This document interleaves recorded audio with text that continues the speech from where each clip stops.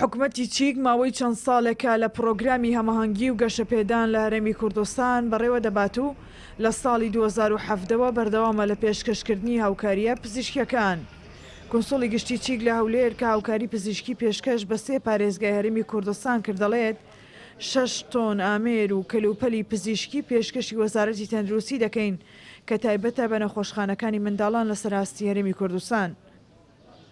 In Kurdistan region in the last 3 years. کەلوپەلانێتە کە لە زیاتر لە 6 تەنە 5 سێتی کەلوپەلی پێداویستی پزیشکیە کە دو سێتی غورفەی ژووری نەشتەرگەری لە بۆ بەڕێوەبەراتی تەندروستی هەولێر نەخۆشخانەی خواکوڕگ لە دارەت و هەروە ژوورێکی منداڵبوون لە دایکبوونی منداڵان هەر لە بۆ هەولێر لە بۆ نەخۆشخانێک خواکوڕگ لە دارەت و ژووری لە دایکبوون بە هەموو پێداویستەکانی لە دایکبوونەوە لە بۆ نەخۆشخانەی بەیارە لە هەڵەبجە و هەروە لە بۆ نەخۆشخانەی لە دایکبوونی منداڵان لە زاخ.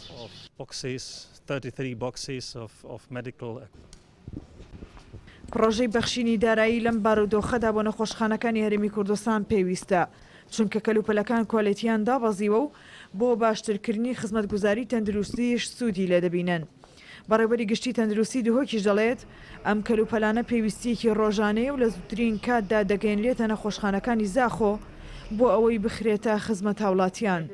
نشت عاملين بزشكي بداودين بزشكي تحدى كباش ما يتهين بس او وقت بجن وضع اقتصادي و ببودجي و بچند سالك وشر داعش وكوفيد 19 جهات سر وقت بجن دزگيت تندرستي وسط يعني كوام احتمال بيدوي من صار داوهت نم همي تشت خوب جوهرين بجاوجي بلان هيدي تبيام شيم جوهرين بوك بداويسيت پزیشکی میتین بس چه بیتن گلکش کار کردن.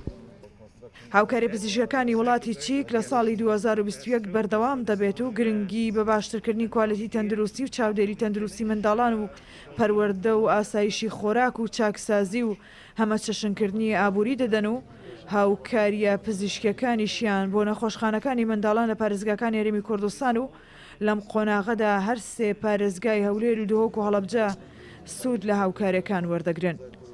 ڕێناس عەلی کوردستان 24 هەولێر.